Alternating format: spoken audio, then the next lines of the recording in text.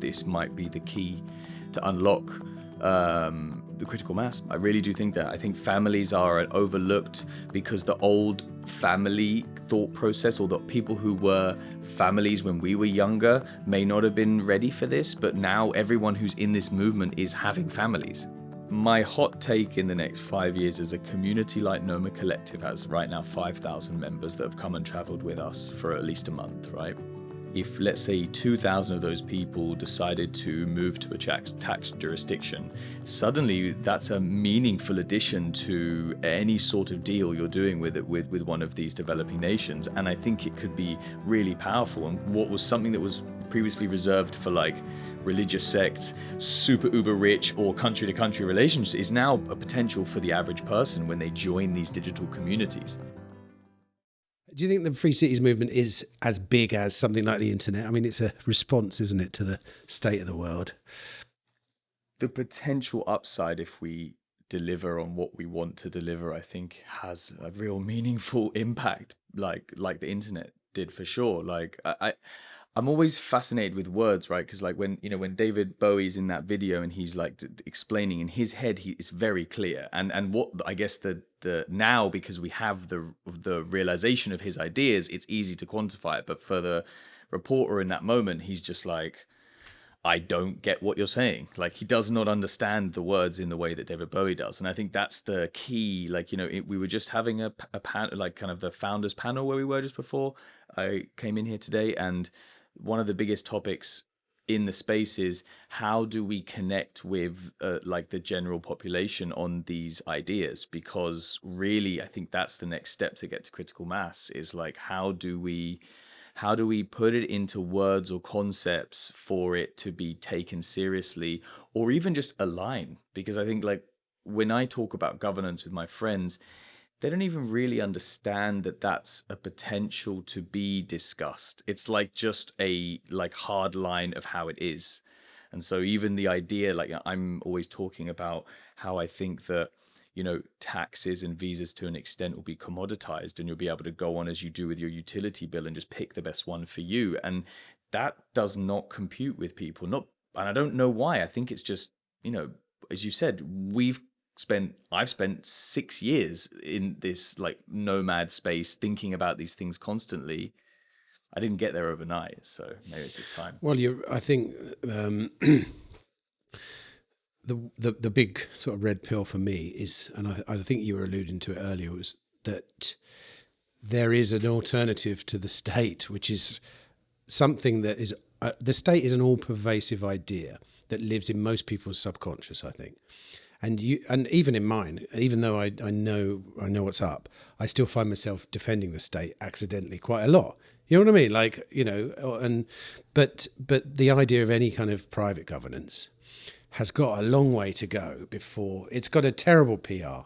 And it comes from our sort of socialist history, really. It's like, privacy, making money, private anything is considered bad, evil, nasty. Whereas the government, yeah, they're cool. They're looking out for you. They're your best thing, Which is ridiculous if you think about it. Like, and it's not even based in fact half the time. I mean, like, I don't know. I think that, we're in these chats and there are the far end of the spectrum are like Sea Land and Lira Land, and they're literally just going, fuck you, I'm going to go and build my own thing, which I think is like, I commend their like, dream there. I look at it a little bit more like around this symbiotic relationship. And actually, I really do like the idea of special economic zones because of that. Because I think that like there are plenty of beautiful places that need help, and this help can be given and the incentives can be put there, and there could be a really nice relationship. I do think Próspera, where we are today, got a tough start, but they paved the way. And I think there is now a lot more opportunity for really interesting symbiotic relationships with private digital first communities that kind of band together. Like my hot take in the next 5 years is a community like Noma Collective has right now 5,000 members that have come and traveled with us for at least a month, right? And if let's say 2,000 of those people decided to move to a tax jurisdiction, suddenly that's a meaningful addition to any sort of deal you're doing with one of these developing nations. And I think it could be really powerful. And what was something that was previously reserved for like religious sects, super uber rich, or country to country relations is now a potential for the average person when they join these digital communities. Something that's only possible via the internet, right? So. Well, exactly. Yeah. Maybe we should talk about Noma Collective then. I'll give you my take because it was, I went straight to the website and had a look. Like I say, as a former analog traveller in the 80s and 90s, I did a lot of backpacking. It's funny because I've also, in later years, actually run a production company that took expeditions to remote locations, and the website looked quite similar. Funnily enough, okay. It was, except we were selling trips for 8 people, paying like 20 grand or whatever, and going to the yeah. But it's like a cross between a travel agent and a network of It's like a. And I can see the attraction. I wouldn't say it's necessarily the kind of I always thought that nomads were, because they're kind of pioneers and they're those people out there, they might shy away from someone doing all the work for them. Do you know what I mean? But obviously not, according to yours. Like, well, so let's unpack that because. Well, but tell go. Describe your own company first. For sure, because I got it. Yeah, for sure. So Noma Collective is like a community of digital nomads, remote workers. You could say location independent people might be a better broad term for it. And it started as a pop-up co-live in the middle of COVID. We reopened a big hotel in Belize, and we were like the only thing that Americans could go to. And we were testing people in and out due to the rules. And it was like we created a bubble in a resort. We were bussing in, entertainment. We were bringing like food and veg, and we set up a mini village basically in this place on the beach.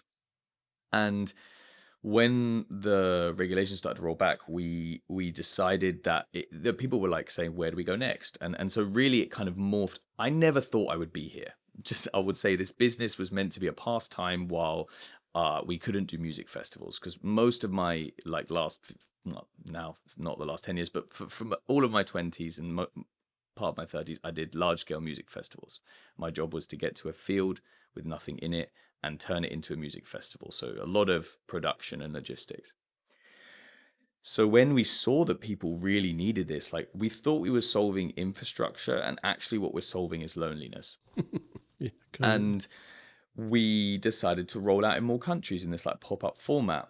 And so I would have loved for you to have seen the website, the new one that I'm about to launch, because it shows more of the full ecosystem. Because I think the business started by being this like place for nomads or remote workers more than nomads to come together, in the physical space.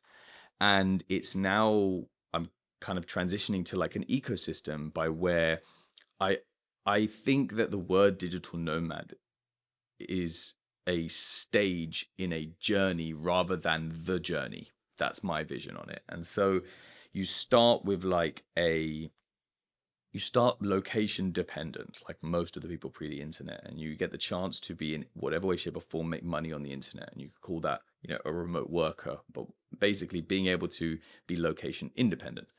And then there is this group of people, which is really our community, which I would call like workationers or like part-time nomads. They're traveling for under 6 months of the year, which I think is the distinction I make, is the time in which you're away. The problems that they are wanting solved are internet, experiences, loneliness, maybe eSIMs, insurance. They're not worrying about taxes or anything like that. They're still domiciled in their like hometown or wherever they are, right? And then you've got digital nomadism, which I think is this maximum expansion moment. It's not the forever, in my opinion. It's just that like it's what got cool and got famous, and that's the word that people grabbed onto. I think that's the moment where you are traveling full time. You're seeing what you want to see in the world. And then I think that's where like the perception outwardly kind of stops. That's where people just think, oh, so I was a digital nomad in 2012. I'm still just aimlessly traveling around the world, or I've gone backwards to the old life. And I think that's just incorrect. I think that there are several steps, and I think they end in this Free Cities Network Society movement, and how these two kind of things converge is in a movement or a word that I have to give credit to Emmy from Crecimiento, from the Argentine Network Society. He came up with this word called multi-local, which I love. And the definition of multi-local is feeling at home in more than two places. So the idea is you slow down, you pick 2 or 3 places, and you have decided to kind of like rotate between those places. And that's something that a bunch of people, you may do that. Like it's just, there isn't the definition. We're lacking the nomenclature a little bit to like describe these things. And then, the next step I think about is family. The infrastructure needs. This is where I'm at right now. I have a kid, 3 years old. How to travel and do what I want to do and live this life, but with a young life involved. Completely different set of infrastructure needs. And then I think, it ends all in a multi-generational network society. And so when you zoom out and you look at it like that, there's an ecosystem, in my opinion, that has 3 layers. You've got governance, digital and physical spaces. And my vision long term is to be able to offer at each one of those steps the necessary infrastructure for you to live your life. And so that's how I'm thinking about it. The website does not show that at all, but it will do in like a month and a half. And I was able to do it all with AI. So that's like the craziest thing. Funny enough, the website it kind of would suit me now, for example, because I live in the UK, but I've got a family. But I've come to Próspera for a month. Yeah. To work. Yeah. And this is the first time I've done it, actually, Okay. because I haven't been away from my kids. My eldest is 13. I haven't been away from them for that long. It's hard to go away, but I just decided recently, no, come on, dude. You don't have to hang around at home all the time and work from home. Do this. And so I use this as a springboard to sort of stay for the month. But so in that sense, your that iteration of your business at the moment would be perfect, because for everyone at home, you can basically go on there and it's got Belize 4 weeks, Chile 2 weeks, and within that you look down the list and it provides accommodation, I don't know, yoga, high-speed internet, networking opportunities, whatever. Like I thought about it, like, people often fear is what drives a lot of decisions. And so when you are a trailblazer, you'll just cut through the jungle with a machete and you'll do it and it doesn't matter. But that majority of people aren't going to do that. They want a template. And so that was the thought process with the core product, which is it's like a plug and play opportunity for you to travel the world and do it in a safe environment. So, an example of that is we pretty much always do airport pickups, because 9 times out of 10, where do you get scammed? You get scammed like right outside the airport. It depends on the location. Singapore maybe not so much, but Argentina, for example, like I can't tell you how many times I heard a story of someone's like adds a 0 on their on the payment for the taxi, and suddenly they're paying $300 or something for a $30 taxi. So the idea is that actually you don't have to be this crazy trailblazer and throw caution to the wind, and also when you're dealing with your job, that can be even more scary. You don't like not having a good internet connection is kind of like missing the bus on the way to work, like, right? You can't like justify that. So the core product is essentially it's a plug and play workation is what they're called. Airport pickups are the life hack. I say we used to run these expeditions, and I started doing a particular one that got copied over and over again because it was just a really great trip, and I offered certain things like airport pickups and like free booze on the whole trip, like and people look at that and they go, oh my God, but how do you sort of like, how do you know how much money you're going to spend? And I said, it doesn't matter. Because most people are just normal. You might get people that drink a lot and you might be or not. But things like airport pickups, which cost in most countries maybe $30, $40, or booze, free. Not that you're going to do that, but on my trips, they were completely self-sufficient. Yeah. They are something that people remember more than the cost of them by a mile. And especially when, I used to do all inclusive, and I used to say completely all inclusive, whatever you want to eat, whatever you want to drink. When we go to restaurants, you can do whatever you want. Yeah. And occasionally people took the piss, but it didn't matter, because our trips compared to our closest competitor were remembered as that. Yeah. We were considered generous, even though Don't tell them, but I added some money on the price to Yeah, cover it. It didn't, it was, and airport pickups was always one of them, because a number of people, like you say, people complain about that stuff. And what is it? Maximum 50 quid on the price for feeling like someone really cares about you and is looking after you, This episode of the Free Cities podcast is brought to you by Veritas Villages. Now, Veritas Villages are freedom-oriented, energy self-sufficient luxury communities designed for people who want to enjoy peace of mind and real freedom in today's unpredictable world. Join a community of like-minded neighbours who value privacy and independence in a place where you can use Bitcoin, including for the purchase of your property. www.veritasvillages.com/free cities for more info, and in the meantime, enjoy the conversation.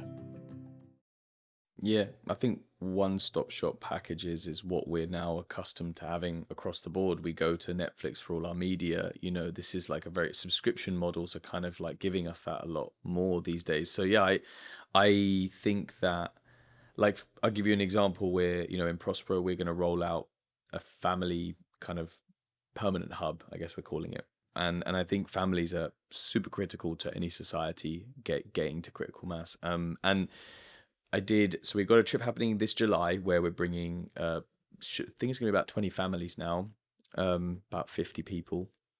They're going to come and spend a month here, and the package includes like housing and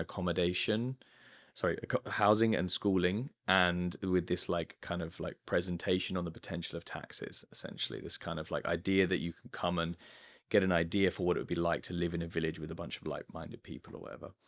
And I personally did all of the calls with the families to kind of vet them and understand them, because I'm going to be here and it's an important part. And this is my baby. Of all the products, this is the one that I think is like the most underserved in the current market and has the most potential growth. Sure, yeah. And this was shown because we had like 500 families apply. And time again, they were like, I've been thinking about doing this on my own, and it just felt like impossible task. You would, but I don't know if I ever go there. I could maybe get an Airbnb, but I don't know about the school. And it's like, this person has thought about this problem, and it's this soft landing. And what I realized is that actually I just need to roll out like 1 month, 3 months, 6 month, 12-month packages of schooling, housing, and taxes. And that's what we're going to do in 2027. No, it's a brilliant idea, mate. So no one's doing that, as far as you know. There is one company, and they are doing really well. They're called Boundless Life. Shout out to them, because they really are the pioneers. And they're a lot more like on the education, like tech piece, and they do have housing partners. But essentially, they're like, if you go look at their website, it's very similar to Noma. It's like, here are these like 8 or 10 places, although a lot of theirs they do have some pop-up cohorts, like summer cohorts, for example, but they do have like 10 or 8, I'm not sure, permanent hubs. So there's like one in Bali, there's one in Portugal, and you can take your family and put your kids into school for 3 months, and then you kind of travel the world with these families around. And the key is that the schooling is all connected, so that you're not worrying about taking your kid in and out and the missing or not being compliant or whatever that looks like. Because I think that's the thing. That's actually why we do summer camp at the start, was because apart from the fact that we're like, relatively bootstrapped, like, setting up education, it's a big piece. It's a big lift. But yeah, they're the only ones doing it. And I think it's just a bit of a blind spot. I think that if you listen to the mainstream narrative, or it's not even mainstream, just the narrative of this, it's like you do nomading for a bit and then you meet someone and then you go backwards. And that really bothers me, this like, we just have to go backwards. It's kind of what annoys me about the return to office mandate stuff, that's just like so binary. Like, surely there's a gray area, surely there's a middle ground where a certain percentage of the people and companies in relevant areas will be fine in remote. Like, yesterday we heard Sid speak his most amazing talk about him fighting his cancer. GitLab, they like super successful fully remote company. Like, there are examples of it working. It may be a certain industry that lends itself to that, but the idea that just like, we tried it, it doesn't work, let's all go back. Like, I think a lot of that, I'm told, is driven by real estate developers, people who own the real 100%. estate. Yeah. There's two things. One is that there are commercial leases and people holding heavy bags, like really heavy bags, and the other is that within the tech space, they found this kind of loophole by yo-yoing in between like return to office and remote mandates. They can kind of do soft layoffs. So someone goes, they move, and then like a year later, you're like, pull them back. They're going to quit because they've got their dog, their family, and their life. And so it's kind of nefarious, but I've heard actually like within the tech space specifically, it's just a way to not pay like layoff costs. Are you in Próspera using the Montessori school for? Yeah, so Lucci is his first time in school, and they were super flexible. It was really cool. Like I think, we're at a crossroads with a lot of things with respect to AI, but I think the thing that is the most scary for me is education. Like, I'm just thinking about it like this, right? So my son is 3.5. Let's say if we just assume that by 18, so in 15 years from now, he's going to get like a job, right? Which I'm not even sure is what's going to happen. But let's just say that, like, how are we preparing him and all of the other kids for that? You look at the way that the average school system works, it's all around memorization. And it's like, you're never going to memorize better than an LLM. So just fundamentally, I am like concerned about that and it's really cool to hear people in the talks that we were listening to thinking about this. Alpha School's getting a bit of notoriety. The Acton Academy was one that Gabe from Próspera was telling me about.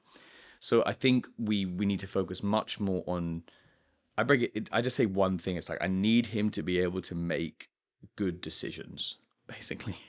And if we can figure that out, I think then, because I don't know what decisions he's going to need to make. But it's easy enough to approach the Montessori school and say, can we come for 3 months or 2 months and insert super our kids? Flexible. Wow. They are super flexible. They totally get it. Like with Lucci, and my wife Evelyn was like, I don't know how he's going to react. He's basically been with my wife and myself, for his whole life, right? He's no, and we're very like, we don't want to force him. There's no need to force, in my opinion. So they were like, you can come, you can bring him in the morning, you can bring him in the afternoon. Like, obviously you pay the fee, but like, it's like, and if you can stay around, if you want, you can go to the gym next door. And if he's not feeling so good, you can come pick him up. That's really cool, in my opinion. That's like, we need more of that. And I think, what I've realized is that I want to be in places where I have more autonomy to affect and enact change. And I think, there's by no means are we done here in Próspera. Like, there's a lot to do, but the opportunity to enact some sort of change that's a lot higher here than in like the UK with like Ofsted. You're never going to get it. Like, it's just, I had friends who are super, super like, great teachers that are trying to go through the process and get a school together, and it's just impossible. I think the way to do it is just don't tell anyone. Just hire a teacher and just don't tell anyone. What was I going to say? How are you going to put 25 people up in Próspera? 25 families up in Próspera? So we've rented out the entire of Las Verandas. The whole lot? Yeah, all of the ones that have kitchens. But I thought, oh, right, I didn't realize. I thought people were long-term in there as well. Not in Las Verandas. That's Right. the hotel. So you've got the villas in Pristine, which are all around the hills, around the golf course, which are like, definitely there's some more long-term. But Las Verandas is the hotel. And so there's like, we've got 3 5-bed villas, 2 4-bed villas, like 6 or 7 2-bed villas, and then like a bunch of suites for like a single parent and 1 child that have like a mini kitchen.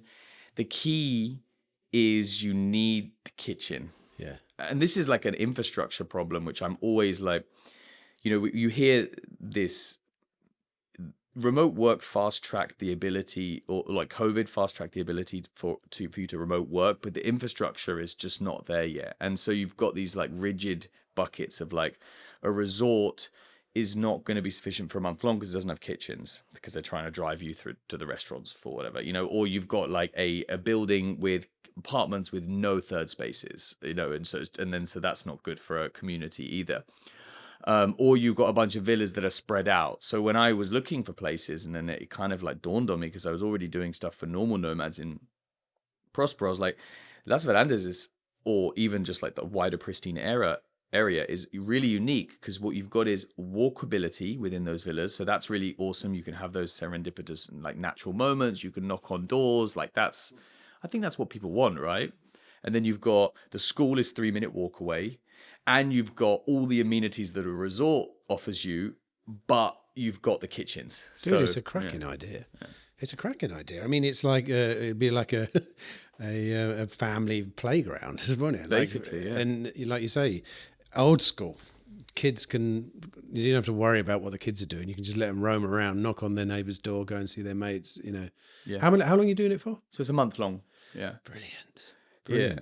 I you said something just then. It's like it's like going old school, going backwards. Like well, not backwards. It's looking back in the past and seeing what was done well. And I think like a lot of what I end up doing is just trying to recreate a village, really, like a walkable community and we kind of lost that. And we know why we lost it, because we had to go into city, agriculture, and then into industrial, and then into cities, and we created the internet, and now we can redisperse.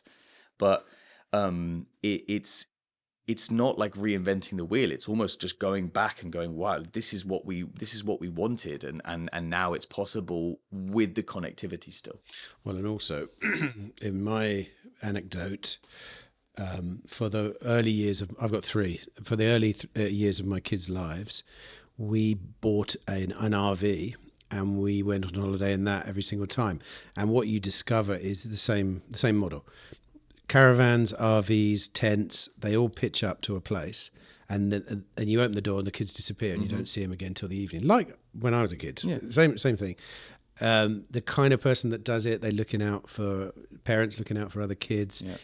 That's why we did it. And ironically, it used to be something that people did because they couldn't afford to go on a normal holiday. And by the last few times we did it, it was about the same price as going abroad and flying on a plane and taking the kids and having a villa and all that kind of stuff. But what and we have friends, we still do go to one place down in Cornwall, to an old school campsite. We were there during COVID because we had an RV with a toilet, and you could just drive it there. Because it had its own toilet, because they had to shut the blocks down and all that nonsense. So we lived there over COVID. 3 months we spent down in Cornwall one summer, right next to the beach. But we have friends from that place who have become our best friends, and we met them at that place because they were like our neighbours, and then the same people would always go back year after year, and it's so perfectly designed for families with children. It doesn't get any better than that, as long as the beach is closed and stuff, which it was. Which is why when I look at Las Verandas, it's like banging. They've got a safe beach. They've got like I say, it feels like a village, albeit, little pathways between all the things and stuff.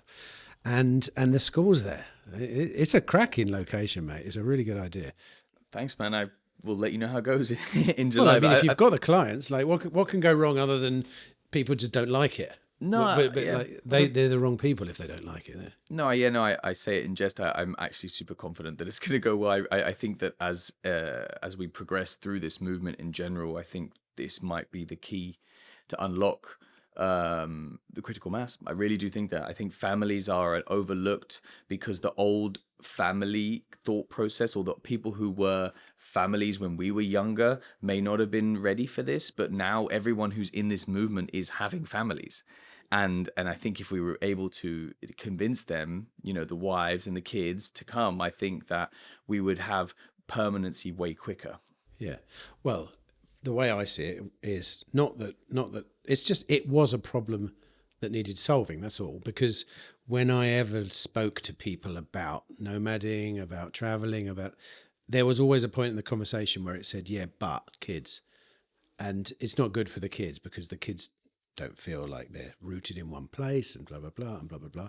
But the best solution, if you still want to travel, would be something along these lines. And an even better solution would be a network of places along these lines. You nailed it, man. Which the same people will go to, so the kids see all their old friends and stuff. Which, like, if you think about the description of a network state, that's basically it, right? Like, and I think there's like things that you can do that you assume may be actually more difficult than they are. So, like, kids need stability. They always say that kid needs routine, right? But that doesn't necessarily mean it needs to be in one place. That you can do that by, for example, having the schools in that network be set out in a layout that's similar. So even though it's a new school, they know where to hang their like bag, for example. So there are loads of ways from an architectural perspective that you could think about this in like a really interesting way. So I think it's just about like, I just don't like it when people say, oh no, you can't do that. That's actually what spurs me on, really. When people say that, it's like, oh, I should probably try and do that. At Noma, do you own any real estate? Not yet, but that's kind of the next stage. What we were having this conversation earlier about like finance vehicles for these types of businesses. So like when you look at hospitality, you've got kind of two buckets. You've got like a tech, or you've got real estate, and we're community, which traditionally doesn't have a finance vehicle. So it's taken people who are 100% ideologically aligned with us to then kind of go, you know what, I believe in this and I want to see this in the world, rather than I need this ROI on this investment. But when you look at real estate, it is a logical next step, but it will, I think, you know, there's a lot of potential. It's an asset heavy business. It can be quite difficult to run. You know, there's like a lot of reasons why you would do it in maybe a different way. Some of the things that I think are really interesting are collective ownership. I've been playing around. Initially, I was playing around a lot with like the community fractionally owning through traditional models like an LLC or something like that. But what I'm actually thinking is maybe more interesting or more novel is this ability to, basically, first of all, you do need to get the critical mass. You need to have economies of scale. But, you know, rural land, I think, is undervalued. I think we all have this idea of wanting to go to like live in like a village in Italy and remodel a house, but it's a real big undertaking on your own. And what I'm seeing that's happening a lot within like eco villages and with like farm to table movements and in some other movements as well, is this ability to go, no, let's do it together. So let's, instead of it being me on my own, let's go with me and 500 other families and go to this piece of land. Now, if you were to be able to convince 500 people to go to a piece of land, and then you were to overlay subscription economics onto that. So you say to them, look, what you don't need to pay a big lump sum up front. You can actually just pay like $500 a month, and you can essentially, that'll be like your like vesting, or after vesting your HOA, you know? And so that's how I'm looking at it now. I want to use my learnings from music festivals to get a lot of people in one place.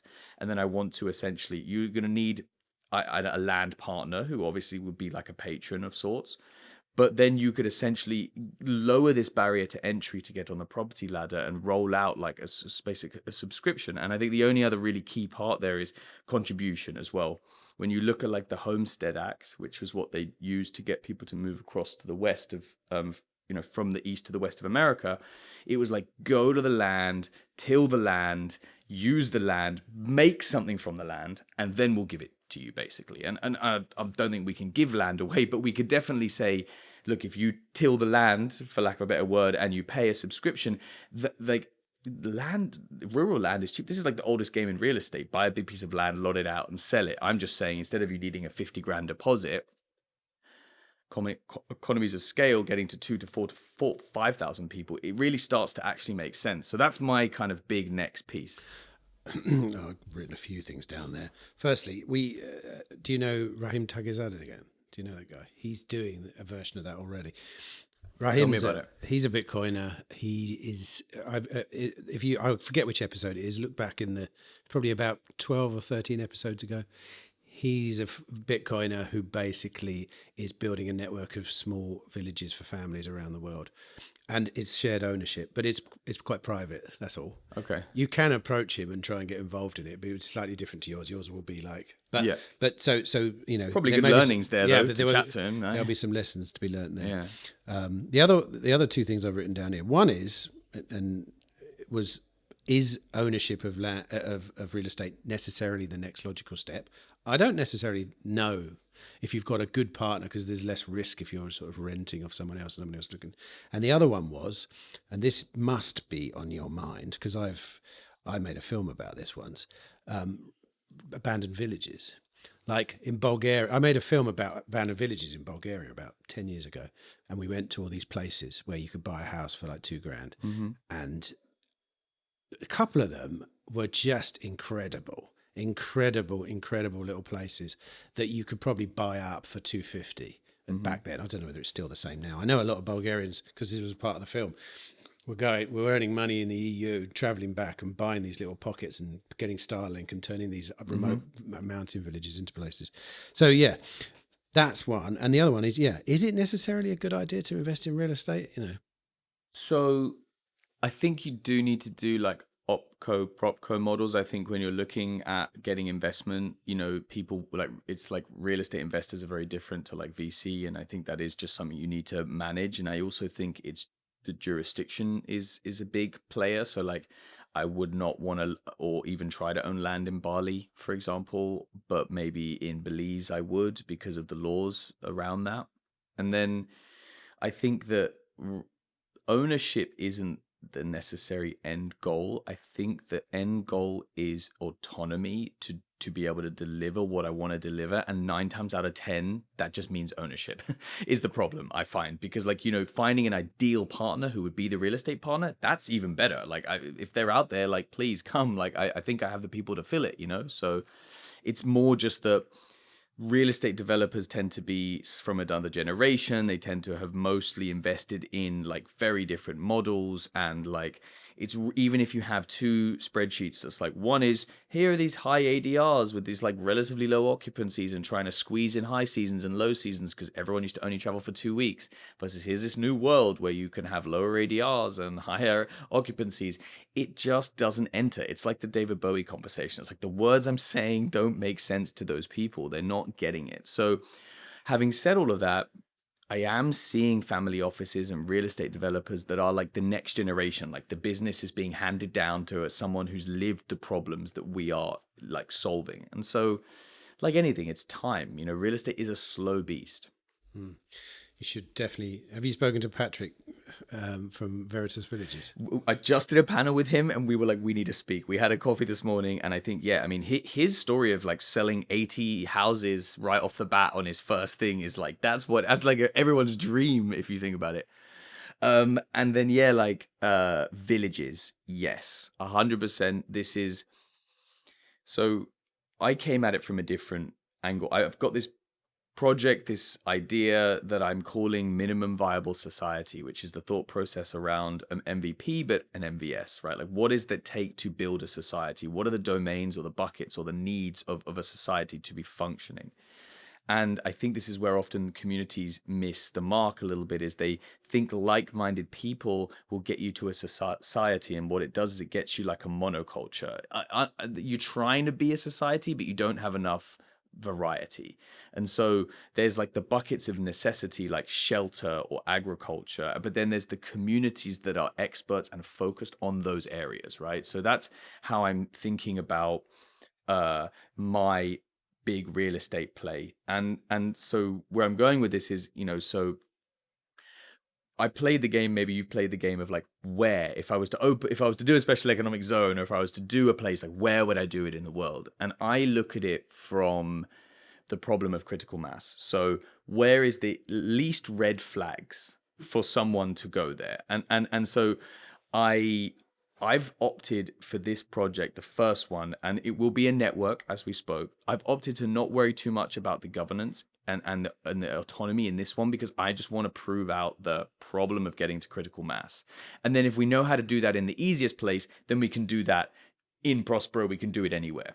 And so I think that is in the Mediterranean. I think the idea of someone wanting to close their eyes and go somewhere, for a wife as well and for the kids, and this idea is like, I'm going to go and take one of these €1 houses or these villages in Bulgaria, and I'm going to remodel it with a bunch of people.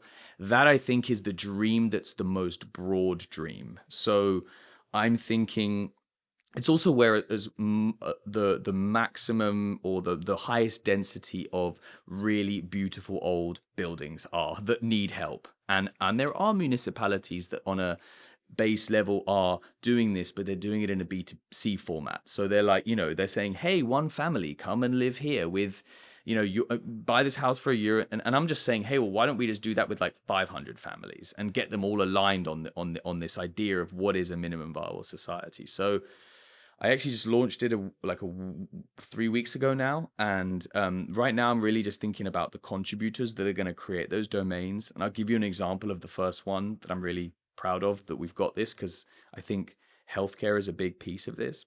Is so Safety Wing, they're a nomad insurance agency, but they're also run by, they've got the Plumier arm of their business, which is this like global passport. And Sondra, the CEO, has been wanting to buy a chateau for years. And we met, I spoke at his summit or his embassy in San Francisco, and we started speaking, and he was like, dude, like, if you get this together, I will come and be an anchor tenant. I will set up a physical clinic. So there's a doctor there and like an actual clinic, and I will insure everyone in the society. So then it's like, okay, that's health insurance and doctors covered. Now, if we have like a flat pack temporary housing partner, because I think critical mass, we need to be able to move quickly and get everyone. So modular infrastructure, like you do with music festivals, you have the ability to get everyone in a place and deliver them, right?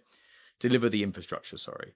And then like I'm about to close an education partner. And so then it's like I start to go, okay, well, if I've got an education partner, I've got a flat pack housing partner, I've got a health partner, I've got a local agriculture partner.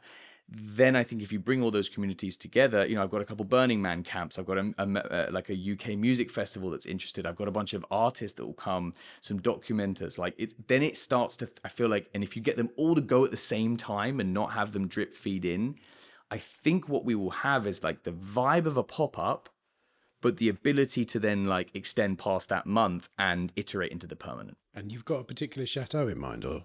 We almost closed on a chateau right below Montpellier, and it didn't happen because, so bureaucracy is obviously a factor when you're looking at like, you know, Europe, as we all know, which is why there's no zones there. Especially chateaus. Yeah. They often belong to multiple people, don't they? Also, this was an issue of zoning, because if you, so I feel that like if a pop-up happens, I think a percentage of those people would want to stay longer, because the feeling of when you're in those pop-ups is magical, but then it like evaporates because it's not permanent, right? And so my thought is that you have this kind of old building that's almost like your old town, and then you would want to very quickly have a bunch of temporary infrastructure. And again, I don't mean tents. I mean like, you know, modular housing.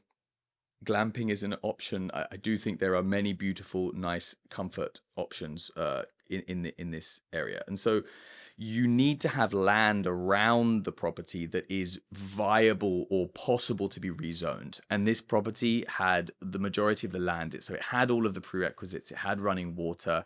It had the chateau with 140 rooms. It had a working vineyard. We were like, we would have our own wine. It was like going to be amazing.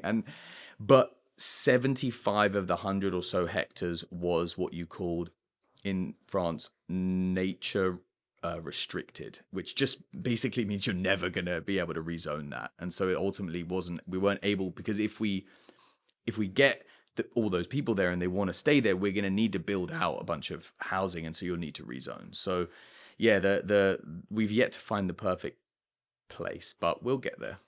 Lucky you're not going for autonomy as well, because it's Europe. They ain't going to give you autonomy. No, and yeah, I never thought that. Like, there are so many people doing that like need to figure out the critical mass piece. So I just was thinking about it from, and again, I'm not dogmatic. If someone came to me and said, hey, there's this island in the Caribbean, I want to do it there, and all of the right pieces were there, and it didn't have the old building, I think I would still do it. It's just me thinking from the perspective of like, what is the easiest sell that's going to go the most viral, that's going to make this like a success with respect to proving out to get 1,000 people in 1 year to go move somewhere. Does that throw up a load of problems with, and I suppose this is a version of zoning, but 1,000 people hanging out around a chateau for like months on end is probably a difficult ask from a local council, right? Depends on how desperate they are. Depends on what sort of depopulation problems they're having. It depends on how well you integrate into that local community, how you present it. I think there's a lot of factors there. Like the thing we were looking at with France was that there's this old like kind of tradition of the picking season for the grapes, where that was something that happened. A lot of people would go to a place for an extended period of time to help with those processes. So there's definitely ways, and I think ultimately each place will have its own kind of things you'll have to contend with. But my view on that is I would be less concerned by just kind of like asking for forgiveness on like some temporary infrastructure than I would about like, you know, some of the more maybe what's the right word? Like the more serious infractions or whatever. Like that's not that bad. You know what I mean? That's your history doing music festivals, probably. Yeah.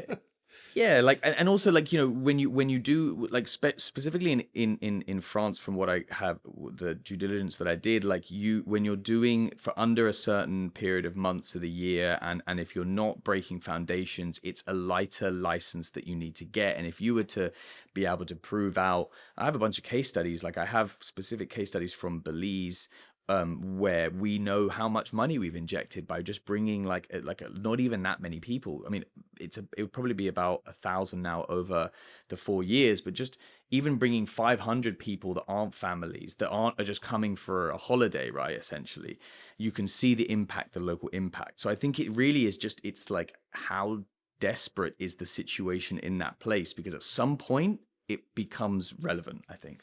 I've got a friend in in south of Spain whose family were, this is I think back in the 1930s or 40s, were offered a sweet deal from America to come and own a farm in the south of Spain, which they still own now. It's massive. It's like thousands of acres. But the actual farm itself is beautiful. It's based around, a sort of central sort of square. And it's basically like a small village. Yeah. It's got a chapel. It's got accommodation for all the workers. It's got stabling. Do they want to do a society? No, probably not. No, she's turned it. She's inherited it basically, and she's turned it into a lot of Airbnbs. They put a proper pool in. They've got horse riding there and lots of stabling. That's a massive part of their business model. What else do they do? Oh yeah, and they've got a farm. The farm's 3,000 acres, so they've got houses on the site. But the only reason I'm saying it is because those properties do exist. They exist, and they are more than ever really struggling, because the people, families, groups that once wanted those things, they went generation down, and often what's happened is the younger kids that moved to the city, they're not interested in it, and there is a level of upkeep. One of the things we were looking at is wherever we go, we're going to need a bunch of full-time handymen, like specific in plumbing and electricians, and it's like you're going to have those people who are, again, ideologically aligned with a specific skill set that you're essentially giving a free space to. This is the model this is the only way that festivals have ever worked, is like you have a bunch of people who are doing a specific job for a free ticket because they love what's happening. And that is a really interesting, successful model. And I think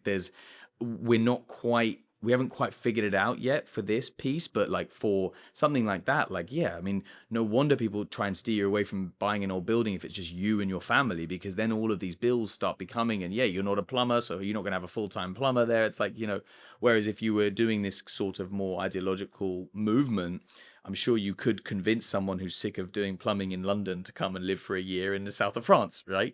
Well, yeah, I did, when I was younger, I did work festivals myself. And the build-up and the takedown, well, the build-up especially was always the most fun part. Because you get 3 weeks before the festival, you go there and you just hang out and you all eat together and you'll hang out. What festivals did you do back in the day then? No.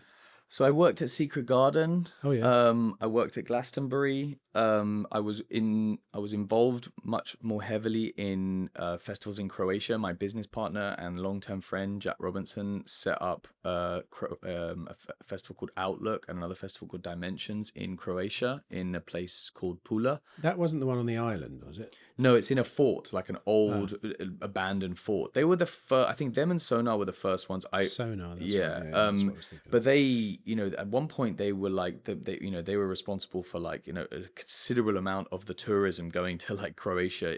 Now it's like a common thing. There's a million festivals. In fact, it's oversaturation, and it's got to the point where actually quite a few closed down because it was just too much. But yeah, I worked those for quite a few years, and also one in Iceland called Secret Solstice, which was pretty cool. So yeah, those are the main ones that I worked with. Yeah, gosh. I mean, I really do. You should get out to go to the Rhodope Mountains, mate, and look at the deserted villages up there. They're incredible. They're also on their own. So they've got a road going up to them, and they're set in a little valley on the river, and all the houses are built. They're all old This houses. is in Bulgaria. This is, yeah. Yeah. I mean, I don't know what it's like now. This was 10 years ago, but it must be still the same. Same problems. I heard about the same story in Portugal. I heard the same story in Spain. You know, the mountain villages on the whole. The only trouble with the Bulgarian ones is you run the risk of it getting cold in the winter. So can people handle that? I don't know. That's one of the other reasons why I was picking the south, you know, of Southern Europe for that you kind of want it to be temperate all year round. Maybe what's it called? Portugal then, probably. Yeah, as Portugal, Spain, Italy, France are the four that have been kind of like shining out to me. But yeah, I'm spending the second half of May and the first half of June looking at properties, existing eco villages that maybe have extra land that maybe aren't quite at the scale that we want to do, but would like to be involved in it. We've got another project that is friends of ours called what's it called? They bought a lot of land, hectares. Anyone you think I should go see, let me know. Like they're in. Oh Jesus! I will find out and I will tell you. I think it's Portugal. If not Spain. But they've bought. I mean, the way it works on a lot of these things is you get to buy. Say you buy 50 hectares of land. You get the properties on the land and they're spread out. Yeah. They're already there, you know, and that's the deal they got. They didn't get a huge amount of properties because the land was quite important to them. My brain. I'm annoyed. I want to give them a plug now, but I can't. I'll put it in the show notes. It will come to you halfway through. Yeah, it will, because Jesus, it won't actually. My mind's full of all kinds of other things. There was one that someone told me about that I'm going to see called Dream Factory, which is in Portugal. Oh, I don't know. Is it? I mean, like you say, it's a good idea, and but I would differ with you in as much as I think the building's more important than the land. You were saying like get land, reconvert it. I know from experience, albeit anecdotal, that's very difficult. What's easy is when you've already got a bunch of buildings, you know, because you don't have to worry about permissions, you don't have to worry about this, but developing land is always a ball ache. I agree. If there was this village that could house 1,000 people that I could, you know, go and do it in that didn't need to be built, I would go for that. I'm not like it's just I think that there's not many of those. They're normally slightly smaller. I'm pretty sure you probably know this already. There's a website called villagesforsale.com, isn't there? Yeah. Have you been on? Yeah. They normally don't hit that size though. They're normally like, you know, it's like 40 houses or something like that, which is still really, that's not enough. I mean, I think it is enough to get to critical mass. I think that it's not enough for the subscription economics to make sense. I think like you're really looking more at the edge of like what Patry says like a charter city should be. So like between 8 to 10,000 people, I think is where the subscription economics really start to make sense. And you'll have like a really, not only a profitable business model, but like money to be used for the commons and things like that. How do you find a site that has the potential to house 10,000 people? Like think about it. Like even if you get a village that's quite big already, that's a lot of extra building on the edges of it. That's difficult. I feel amongst in communities, you know. Difficult in the sense of the build or or like the planning or the permission. So yes, it's going to be difficult 100%. And part of me thinks that like, you know, the place that I should do it is just Próspera because I wouldn't have to worry about the permissions. For example, they would be fully supportive of that. We would be able to fast track everything.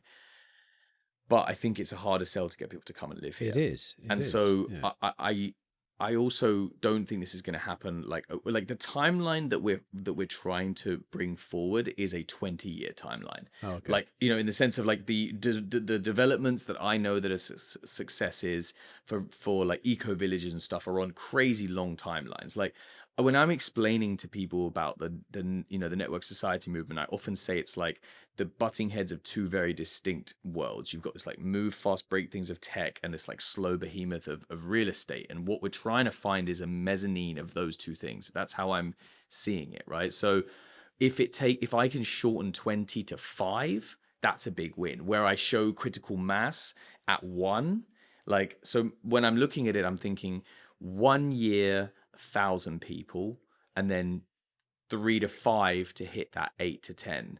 Now, one of the things that when having the conversations with one or two of these municipalities is that, like, if the land is already zonable, you're looking at like 1 year timelines, let's say. And what you would want to do is like front load the zoning so that like essentially everything is zoned as like multi-use or 2 or 3 distinct uses. And then what you would do is you would be able to, in theory, like the whole of that land would be like pre-zoned or front loaded, and then people could opt to build, specific already approved designs. So you will have like 3 types of pools, 3 types of houses. Now I'm making it very simple, but that's more of the thought process around it, is like, is there a possibility to, just as you do with like off plan, like real estate development, where it's kind of like these are the 5 housing options that it's already lotted out. You buy one of the 5 lots. It's like there is like an evolution of that thought process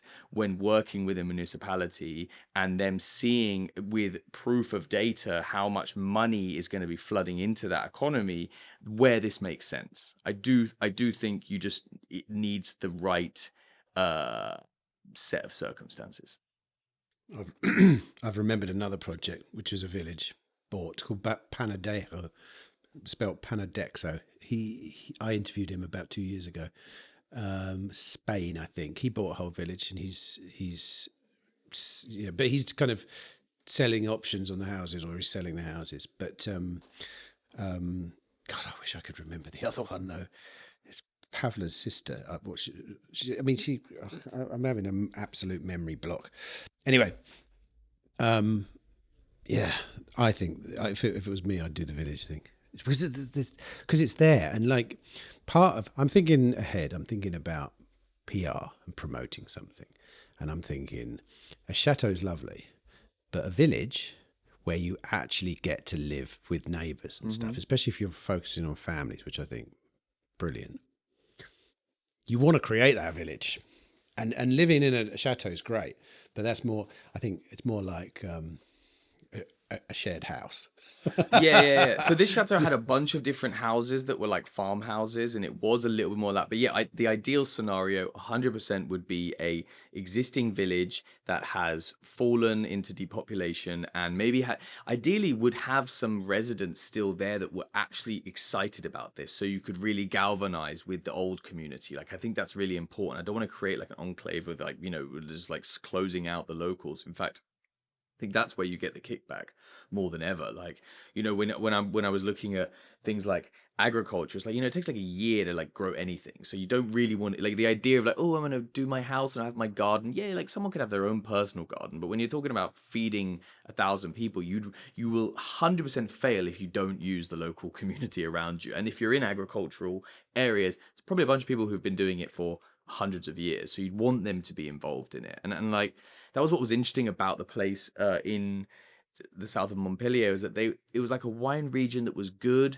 but didn't really get like the same as like other wine regions. It wasn't quite as good, and so they really struggled with tourism. Essentially, they were actually actively having issues across the board with less people and less money coming through that area. So, yeah, again, I think that the perfect place will arise, but if there is a area that has way more houses and it already has this existing like old town, 100% agree with you, that's ideal. And then you would just, as you get more and more people interested, you could then build the kind of like newer town around it. So what is that project still? Is that called Noma as well, or is it? No, it's called Minimum Viable Society. That's what I'm calling it. It's just minimumviablesociety.com, and it's essentially so Noma has the top of funnel with the pop-ups. We're opening up these permanent hubs. I'm thinking about how people want to commune together and live, and MVS is almost like the answer for the permanent hubs of Noma.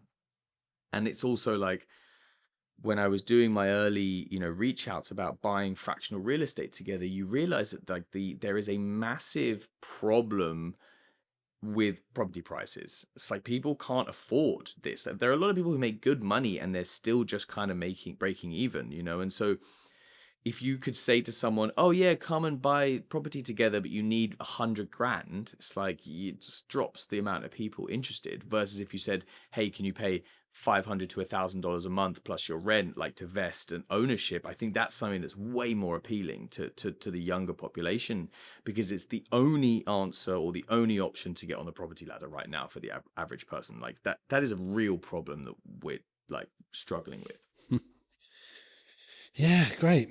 It's a beautiful project, mate. I like it. I think it's intuitive. It's an intuitive thing. It makes sense. And like I say, from my perspective, because I do have a family now and I did travel a lot, it's the problem that needs solving.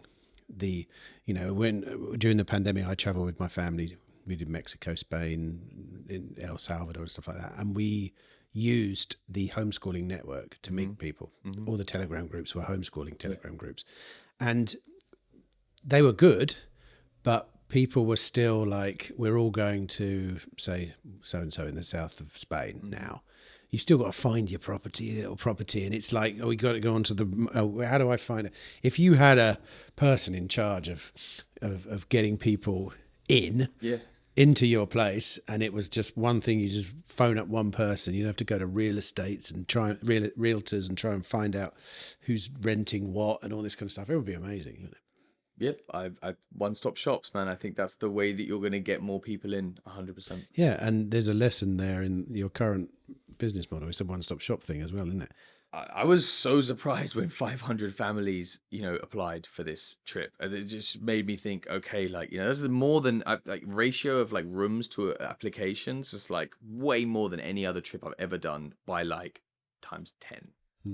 So yeah, it shows a need for it, man. Like I think, there's a lot of families have young kids living in this lifestyle or adjacent, wanting a way to kind of start. Yeah. Cool. Well, look, I was going to say I always end on a positive note, but that is a positive note. Thanks for coming in. It's like I say, great project. Good luck. Many good luck, because it's a need. It's a hole in the market. It's definitely a hole in the market. As I think it through now, it's a massive problem that needs solving. Yeah, I think so. I feel like we're on the cusp of getting to critical mass and having some of these projects be successful, and I think that we're all realizing that families is part of that. But over and above that, like there is just this want to go to a place with people that are living this like lifestyle, and so I think when there's enough people at the top of funnel, that like the businesses will be created. So yeah, man. Great. Well, look, good luck, and cheers, mate. I will see. I'm sure I'll see you around. If you want to get involved, look in the show notes.